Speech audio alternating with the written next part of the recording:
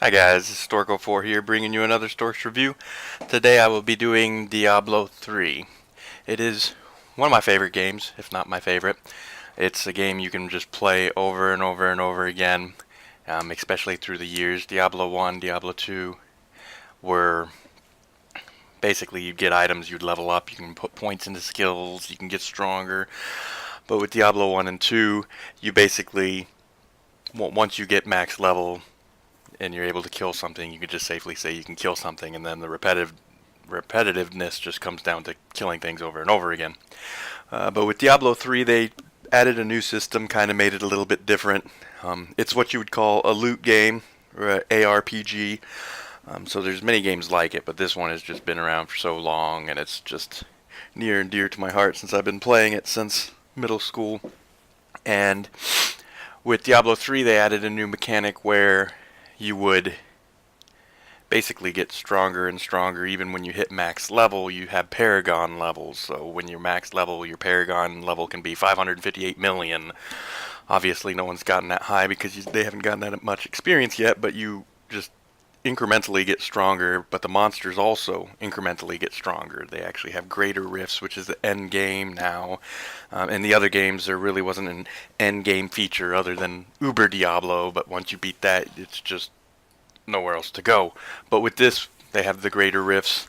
You kill monsters, they get stronger, they get stronger. You go to a higher, greater rift, and theoretically, you would be able to get up to a greater rift infinity. Obviously, the items tend to have diminishing returns, so it's not quite that crazy yet. I think the highest one is about 130, somewhere around there. Um, but the highest difficulty in the game is Greater Rift 60. It's the equivalent of that, so that you can easily get quite a lot stronger than what the game considers the casual play, and you can play at your own pace. As far as being kid appropriate, that's up to you. I let my kids play because it's an easy button mashing game where all they have to do is just walk around and press four buttons. But there are angels and demons and all of those. I think it's rated MA, but when I was a kid, I played it in middle school and all that good jazz.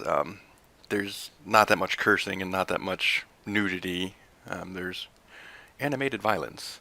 So do you your own discretion when it comes to kids watching. The story, I've never really gotten into the story. I've heard tons of people saying that the story is crazy deep. I don't play the game for that. I play it because it's an awesome, just mindlessly click and kill things. Um, but they do say there is a deep story somewhere in there. I've never paid attention to it. The cinematics are beautiful, so the cinematics are fun to watch, and those are great. Each class has its own cinematics in Diablo 3, so it gives you that special feeling that you're doing something with your specific character. As far as the menus go, they're really intuitive. It's easy. It just shows a little paper doll. If you get a sword, you just click and drag your sword to your character. If you get a helmet, you click and drag it to your helmet. And obviously the items, they get stronger. So you have white items that are normal, gray items that are even worse than that, blue items that are magic, yellow that are rare, and gold that are unique. And once you get max level, the uniques can be ancient or primal ancient, which is basically just this whole progression system where your items keep getting stronger when you get stronger. I would say this is definitely a game you could just play. That's one of the main reasons I like it. You can get into it however you want. If you only want to play for 5 minutes a day, you can do that. You can log in, kill 10 monsters, and just be done. But if you actually want to do the in-game, end-game content and you want to level up your items, they have a Herodric Cube where you can basically put things in there and get your items stronger. So even if you have the strongest item, when you do greater rifts, you get stones, and you can put stones into your items to make your items infinitely stronger. So, essentially, theoretically, you could just infinitely get stronger. Obviously, there is a cap where the people normally stop at because it does have diminishing returns to some point. But there's always that push yourself to see how farther you can go. Even when other people are beating you, you can see how far you can go. So I love that. The art style, I think it's realistic. I think it's the dark feel. A lot of the people in the community say that it's light and whimsical compared to Diablo 2, which I guess it is. But it still has. I don't think it lost its meaning that you're going through the underworld destroying demons. And with the BattleNet system, they have it so where you have achievements and awards. So if you kill a boss at max difficulty in under X time, you might get an achievement. And if you do X amount of bounties, you might get an achievement. So there's tons and tons of things to go for. Even when you've beaten the game, even if you don't want to worry about end-game content, you can still go back and do earlier game stuff to get achievements. So there's tons and tons of stuff to do. And as far as the multiplayer goes, you can definitely join a game that's 4 players in each game. Normally, when you're playing on PC, it has a lobby where you can just pick what type of game you want to do. So if you want to do bounties, or if you want to do rifts, or if you want to do greater rifts, you just select that and hit go, and then the game just automatically finds players for you.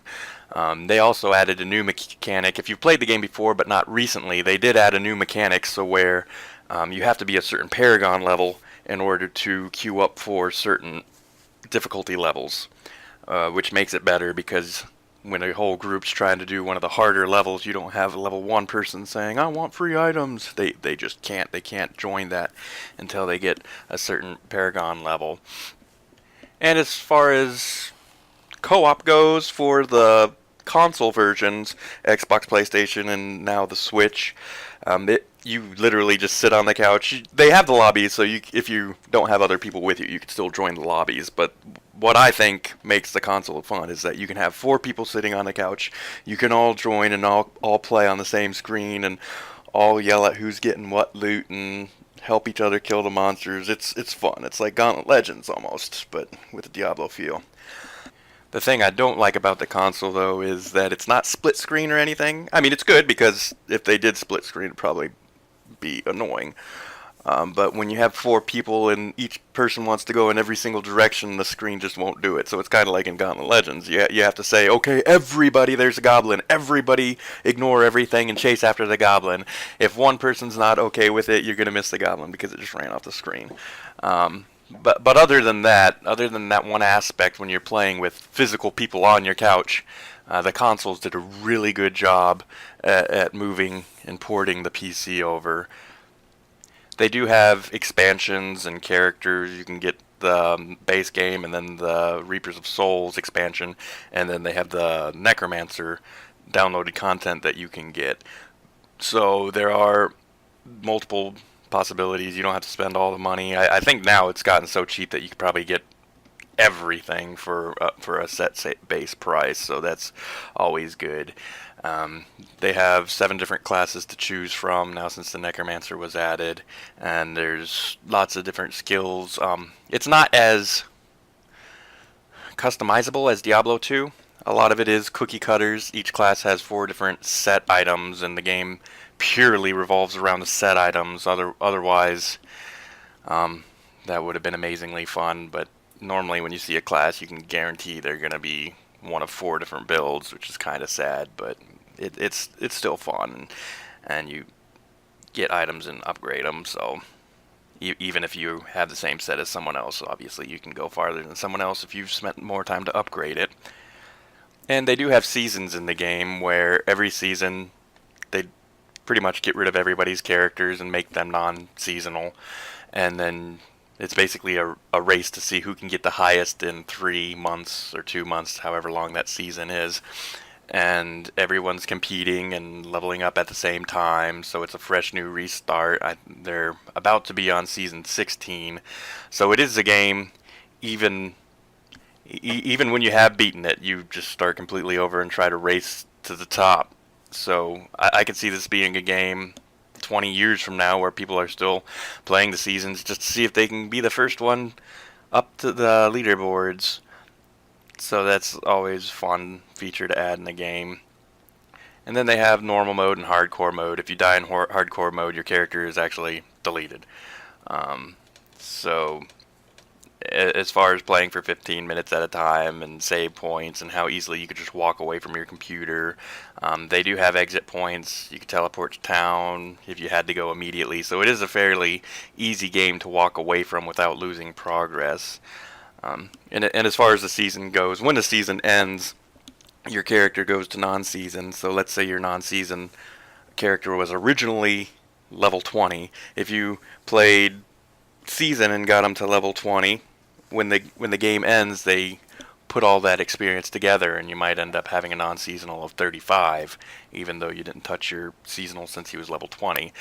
And that's one thing I absolutely love. People are asking me, why do you always play season? And I'm like, why not? When the season ends, all your stuff is carried over, so you never lose anything. Nothing is ever lost. All that time you spend grinding experience goes to your other character. So it's a great system the way they have it. So there's always progression, and it never feels like you're just, even when you're starting a brand new character every single season, it feels like there's always progression and it's going to something. And they have seasonal achievements, so you can get an achievement every season, so there's still always stuff to do. Hopefully they keep that up. And of course, the money value, is it worth it? I would definitely say yes. I've spent, I don't know if I want to say. Let's just say I've easily spent at least 1,000 hours on one character alone. So yeah, I've spent a whole lot of time on this game on both PC and PlayStation and Xbox. I don't have the Switch yet, but I'm sure if I had that, I would pump in hundreds of hours on that as well. Yeah, and if you like this review, obviously I love it. I can't get enough of it, so I would definitely recommend it to anybody. If you do like the review, hit the subscribe and like button. Also, if you currently do play, or if you want to play, you can join me. I do Twitch on Tuesdays, Thursdays, and Sundays from 6:30 to 9. I play this game. Anybody who joins, I can power level them. We can just talk about whatever and just have fun. It's a great game, and when you're tired of playing, you can still play and just chat about whatever. So it's always, if anything, a lively chat channel. So yeah, check it out. Stork04 is my user on Twitch. You just come and chat and talk and have fun. And thank you guys for watching the video, and have a great day.